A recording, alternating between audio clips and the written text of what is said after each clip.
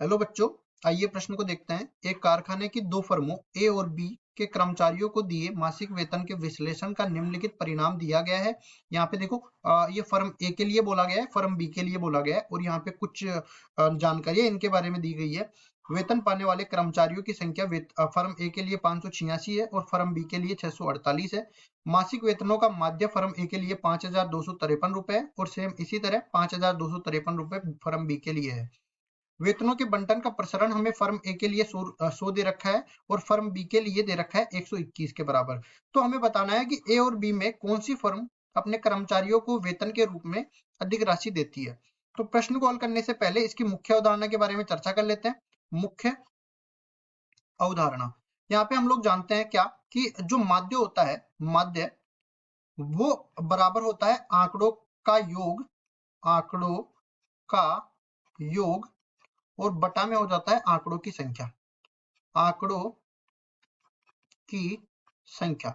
अब देखिए यहाँ पे माध्य का सूत्र यहाँ पे लगाऊंगा और जो सवाल में पूछा गया है उसका उत्तर दूंगा। सबसे पहली चीज, हमें मासिक वेतनों का माध्य दे रखा है, तो मासिक वेतनों का माध्य कैसे मिला होगा, जब कुल मासिक वेतन हमें पता हो और कर्मचारियों की संख्या हमें पता हो। तो क्या कर सकते हैं, देखो हम लोग कहेंगे मासिक वेतनों का माध्य ये किसके बराबर हो जाएगा, ये बराबर हो जाएगा कुल वेतन,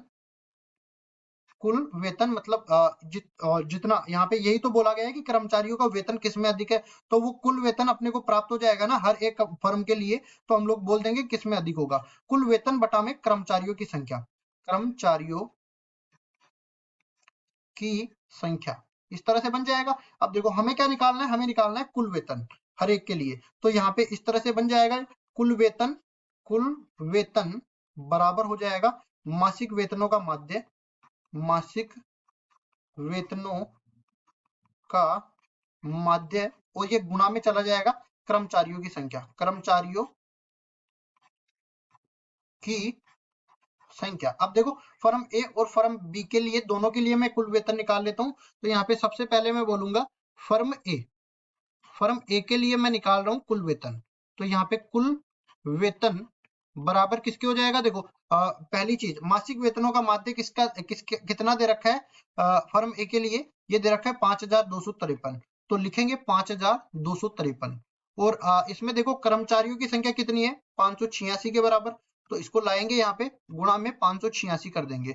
जब इन दोनों का गुणा करेंगे ना 5,253 और 586 का, तो ये मिल जाएगा अपने को 30, 78, 258 के बराबर मिलेगा। इसको ठीक कर देते हैं और इसको पढ़ के भी हम लोग बताएंगे कुल मिला के कितनी राशि हो गई, ये रुपए में होने वाली है। तो देखो इकाई दहाई सैकड़ा, और यहाँ पे हजार, और ये 10,000, फिर लाख और 10 लाख, कुल मिला के 30,78,258 रुपए जो है कुल वेतन अपने को एक महीने में मिल रहा है फर्म ए में। फिर फर्म बी की मैं बात करता हूँ, तो फर्म बी के लिए भी निकाल लेते हैं। इसमें बोलेंगे कुल वेतन बराबर किसके हो जाएगा, 5,253। ये तो इसमें भी देखो मासिक वेतनों का माध्य है, लेकिन इसमें कर्मचारियों की संख्या अलग है 648 के बराबर। तो इसमें 648 से गुणा करेंगे तो डायरेक्ट यहाँ पे देखो कितना मिल जाएगा। वैसे तो हम डायरेक्ट भी कह सकते हैं माध्य दोनों में बराबर है, तो जिसमें कर्मचारियों की संख्या अधिक होगी उसका कुल वेतन ज्यादा होगा। ठीक है, तो यहाँ पे देखो कुल वेतन इसमें भी देख लेते हैं कितना हो जाएगा, 34,03,944 रुपए, ये मिल जाएगा।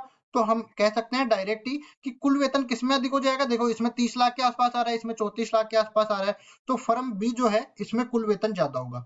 ठीक है, तो मैं बोलूंगा कि कुल वेतन फर्म बी में अधिक होगा। और केवल मेरे को फर्म का नाम बताना था कि किसमें कुल वेतन ज्यादा होगा, तो फर्म बी में ज्यादा होगा। यही हमारा उत्तर हो जाएगा। आशा करता हूँ ये सवाल आपको समझ में आया होगा। धन्यवाद।